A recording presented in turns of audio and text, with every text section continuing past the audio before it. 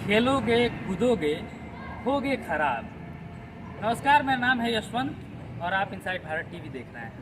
अभी जो कहावत मैंने कही ये आम तौर पर गाँव में हमें सुनने को मिलती है, लेकिन ऐसी तमाम सामाजिक मान्यताएं हैं जो वक्त के साथ टूट रही हैं। अब आप गेम खेल करके, आप खेल कूद करके भी नवाब बन सकते हैं, आप खेल कूद करके भी फेम हासिल कर सकते हैं, आप खेल कूद करके भी अपने चेहरे को, अपने आप को आगे ले जा सकते हैं। आज हमारे साथ 3 ऐसे नौजवान हैं जिन्होंने देश का नाम एशिया के स्तर पर या हम कहें कि विश्व के स्तर पर रोशन किया है। इन्होंने जूनियर, ये जो भाई साहब हैं, क्या नाम है सर आपका? विकास चौहान। आपने जूनियर वर्ग में, सीनियर वर्ग में सिल्वर हासिल किया। तो कितने वेट केजी में थे आप? सर मैं 93 केजी बॉडी वेट में सिल्वर पदक हासिल किया है।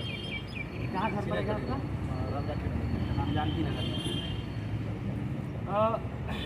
ट्रेनिंग आपकी जो है, क्योंकि ऐसा मतलब है कि छोटे शहर के रूप में गोरखपुर अब जो है धीरे धीरे बढ़ रहा है, तो क्या गोरखपुर में पर्याप्त, गोरखपुर से ही आपकी ट्रेनिंग हुई जहाँ तक मैं समझ रहा हूँ, तो क्या पर्याप्त ट्रेनिंग इक्विपमेंट्स या जो चीज़ें ज़रूरत, संसाधन जिसको कहें हम एक शब्द में, कि ट्रेनिंग के लिए पर्याप्त संसाधन उपलब्ध हैं? यस, पूरा मेरे कोच अनुपम सिंह जी पूरा प्रोवाइड कराए हम लोग के, जो भी इक्विपमेंट सभी उसी को तो ऐसी भी कुछ चीज़ें हैं कि जो आपको लगता है कि गोरखपुर में जो है इसकी फुलफिल अगर हो जाए तो एशियन गेम्स या ओलंपिक होगा तो उसमें वेट होता ही होगा, तो उसमें जो है बच्चे, जब गोरखपुर के बच्चे जा सकें, इसके लिए उनमें इम्प्रूवमेंट आ सके, इसके लिए कुछ कमी आपको दिखती है? तो सरकार की आवश्यकता है। सरकार की एक भाई साहब बता रहे हैं, क्या कह रहे हैं सर आप? सरकार की ओर से कोई सहयोग नहीं। अच्छा, सरकार की तरफ से कोई सहयोग नहीं। जी, क्या नाम पड़ेगा आपका? मेरा नाम अभिषेक दुबे है और आप जूनियर वर्ग में गोल्ड मेडल पाए। मेडल आया है इंडिया के लिए। कितने wait KG? 93 KG body weight. 93 KG में। गोरखपुर से ही? जी, गोरखपुर शहर से। अच्छा, मतलब क्या क्या सरकार, अगर किस तरह की सहायता आप सरकार से चाहते हैं, क्या सरकार अगर करे तो आने वाले समय में गोरखपुर का जो भविष्य है खेल कूद में और बेहतर हो सकता है? जैसे कि हमारे गेम से अगर सरकार जैसे बच्चों को जॉब देना शुरू कर दे, नौकरियां दे, उनको अच्छी सुविधा दे, गाइड दे, तो हमारे यहाँ से बहुत अच्छे अच्छे खिलाड़ी निकल के आएंगे। ट्रेनिंग बहुत हार्ड होती है, किसी भी एक स्पोर्ट्समैन की ट्रेनिंग जो होती है अपने आप में एक बहुत हार्ड चीज़ होती है। मैं ये जानना चाहता हूँ कि ये जो दौर था, इस दौर में मतलब पारिवारिक भी समस्याएं आप लोगों के साथ होती होंगी, तो ऐसा कभी हुआ कि ये सब छोड़ के जो है जो मतलब हम भी कुछ ऐसा कर लें, जैसे लोग पढ़ाई लिखाई के, क्योंकि जब आदमी स्पोर्ट कुछ समय देता है तो फिर पढ़ाई छूट जाती है, तो ऐसा कभी लगा कि पढ़ाई करने लगे? नहीं, ऐसा कभी नहीं लगा। हर पढ़वैया को लगता है कि खेल आसान है और हर खिलाड़ी को लगता है पढ़ाई आसान है। घर वाले प्रेशर नहीं देते हैं कि कहाँ ये सब जो है खेल कूद में लगे हुए, पढ़ाई लिखाई करके जो है कुछ बन जाओगे? नहीं, मेरे पिताजी खुद ही एक अध्यापक हैं, श्री अश्विनी दुबे, लेकिन उनका फुल सपोर्ट है कि तुम खेलो, आगे बढ़ो, आगे जाओ। आपका नाम क्या हुआ? अविनाश दुबे। अच्छा, आपने सिल्वर पाया है junior category? Junior category 105 kilo भार वर्ग में भारत की तरफ से रजत पदक प्राप्त किया है। अच्छा, कहाँ पे ये एशियन गेम्स का हुआ था? कोयम्बटूर में। कोयम्बटूर में। तो कितने प्रतिभागी जो है भारत से पार्टिसिपेट किए थे आपके खेल में?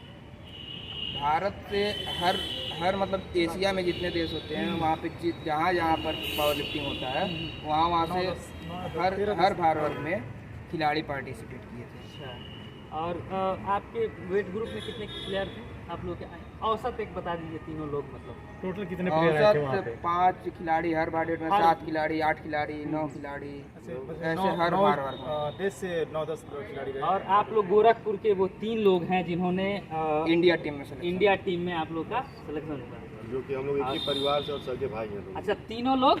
दोनों लोग अच्छा, सगे आप भाई हैं। दोनों लोग सगे अविनाश भाई। दुबे और अभिषेक। हम एक ही परिवार से। ये गोरखपुर के लिए एक गौरव का विषय है, लेकिन एक सवाल ये भी बनता है, क्योंकि जैसा इन्होंने कहा कि पर्याप्त संसाधनों का जो है यहाँ अभाव है, जो संसाधन, आवश्यक संसाधन है उनका अभाव है, उसके बावजूद भी इस तरह से अगर प्रतिभाएं गोरखपुर से राष्ट्रीय स्तर पर और अंतर्राष्ट्रीय स्तर पर देश का प्रतिनिधित्व कर रही हैं, तो ये कहीं ना कहीं गौरव का विषय है। और जो जिम्मेवार लोग हैं उनके लिए ये सोचने का विषय है कि आज देश कि जब हम 75वीं वर्षगांठ मना रहे हैं तब भी हमारे पास अपने स्पोर्ट्समैन के लिए पर्याप्त साधन नहीं है कि हम उन्हें और बेहतर करने के लिए प्रेरित कर सकें। इनके साथ एक और हमारे मित्र जुड़े हुए हैं जो गोरखपुर विश्वविद्यालय के छात्र नेता भी हैं। इनका हम विचार जानना चाहेंगे कि इस पूरे जो उत्सव का माहौल है, जो गौरव का माहौल है, इस पर इनका क्या राय है। दीनदयाल उपाध्याय गौरव विश्वविद्यालय के पावन धरा पे मैं इन खिलाड़ियों का अभिनंदन, वंदन और स्वागत करता हूँ। मेरे प्रिय भाइयों ने असंभव को संभव करने का प्रयत्न किया है। कहीं न कहीं इनका पूर्णतः 100% इनका परिश्रम है और इनके माता पिता, गुरु और मित्रों, सहयोगियों का प्रेम आशीर्वाद है। बहुत से विकट परिस्थितियों के बाद इस स्थिति में पहुँचे हैं। जैसे कि अभी इनको एशिया में खेलना था और इनके पास इक्विपमेंट नहीं थे, इनके पास धन का व्यवस्था नहीं था। इस शहर में बहुत लोगों के पास गए, बहुत अधिकारियों के पास गए, बहुत नेताओं के पास गए, जिनका मैं नाम यहाँ पे लेना उचित नहीं समझूंगा, और वहाँ से इनको निराशा हाथ लगी।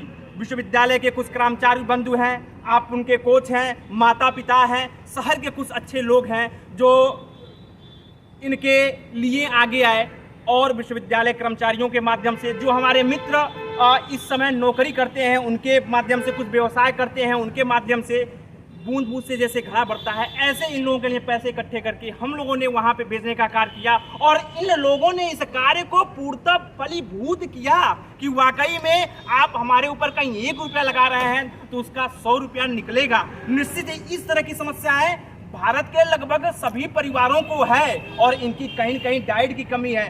हम आम परिवार में जो लिफ्टर होता है, चाहे जो आपका रेसलर होता है, उसको डाइट की मुख्य रूप से समस्या रहती है। जैसे मान लीजिए कि 10,000 रुपये कम से कम आने ही आने हैं, लेकिन 10,000 रुपये का हिसाब नहीं है। सरकार से यही निवेदन है, हम अपने खिलाड़ी बंधुओं से, विश्वविद्यालय के तरफ से, हम अपने युवा साथियों के तरफ से यही निवेदन करना चाहेंगे आपके माध्यम से, माननीय खेल मंत्री, मुख्यमंत्री और जो भी हमारे केंद्रीय खेल मंत्री हैं, इन युवाओं के लिए और ऐसे प्रत्येक युवाओं के लिए जिन्होंने मेडल यहाँ पे लाया है, पदक लाया है, उनको एक किसी न किसी सरकारी विभाग में इनको कहीं न कहीं पद दिया जाए, क्योंकि यह आर्थिक रूप से बहुत कमजोर छात्र हैं, लेकिन इनकी प्रतिभा कहीं न कहीं उच्च स्तर की है, जिसके वजह से इन्होंने यह कार्य किया है। और कठिन परिश्रमेण भाग्य लेख परिवर्तन है, तो यह इन्होंने सिद्ध किया है। नाम क्या बताया? देवेंद्र सिंह देव, छात्र नेता गौरव विश्वविद्यालय, राष्ट्रीय खिलाड़ी, पावर। तो देवेंद्र जी ने जैसा कहा उस पर सरकार को एक बार विचार करना चाहिए और इन खिलाड़ियों के जो कोच हैं वो भी हमारे साथ जुड़े हुए हैं। हम जानना चाहेंगे सर कि ये जो गौरव का क्षण है इसको आप किस रूप में महसूस कर रहे हैं?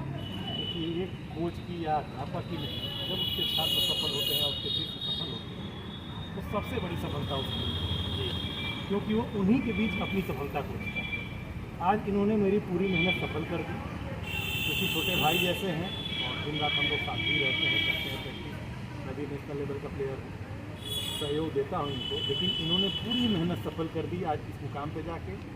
ईश्वर से प्रार्थना है कि इन्हें और आगे ले जाएं, लेकिन थोड़ी सी कमी कहीं ना कहीं खलती है कि सरकार भी इनके ध्यान दे, क्योंकि अकेला आदमी कहाँ तक सपोर्ट कर सकता है। आप भी राष्ट्रीय स्तर के खिलाड़ी रह चुके हैं और वर्तमान में जो है कोचिंग दे रहे हैं नए खिलाड़ियों को। जो भारत में खेल को लेकर के एक मतलब मानसिकता कह लें हम, एक या जो व्यवस्था है खेल के प्रति जो लोगों की सोच है, उसमें क्या कमी पाते हैं आप?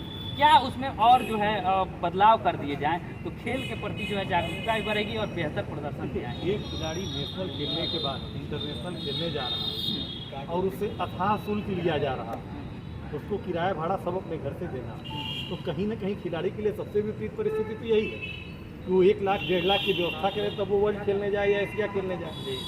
60,000 65,000 उससे एंट्री शुल्क लिया जाता है, और उसके बाद अगर जो प्लेन से जाना है, मान लीजिए कि पड़ोस के देश में हो रहा हो, एशियन गेम तो कहीं भी हो सकते हैं, वर्ल्ड गेम अमेरिका तक हो सकते हैं, तो खेलने जाने के लिए कम से कम 1 लाख आपके व्यवस्था हवाई जहाज की टिकट की, फिर 60-65,000 70,000 जो भी लग रहा है एंट्री शुल्क, और फिर आप जहाँ जाएंगे आपके हिसाब से भोजन मिलेगा कि नहीं, तो भोजन की व्यवस्था चाहिए, क्योंकि आप वहाँ जाके कंप्यूटर तो चला नहीं रहे हैं, आपको वहाँ पावर गेम खेलना है।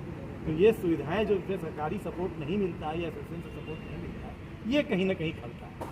इसकी कुछ ना कुछ उचित व्यवस्था होनी चाहिए कि इस खर्च का भार मुख्य रूप से खिलाड़ी पे न आए या बहुत कम आए।